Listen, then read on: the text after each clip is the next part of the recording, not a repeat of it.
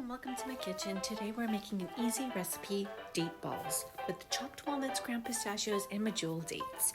3-ingredient recipe using those chopped walnuts, ground pistachios, and medjool dates. Here are the measurements, and I've already pre-ground the pistachios. Let's get started. Start by removing the pits from the dates and set aside. Chop the walnuts into bite-sized pieces and set aside. And slice the dates for easier processing. In a food processor or blender, blend until smooth. And with well-oiled hands, combine the dates and the walnuts to form a dough ball. And again, sticky dates, oil those hands. Then grab about a 1 tablespoon size and form the ball. So rough shape first and then reshape to create a smooth surface.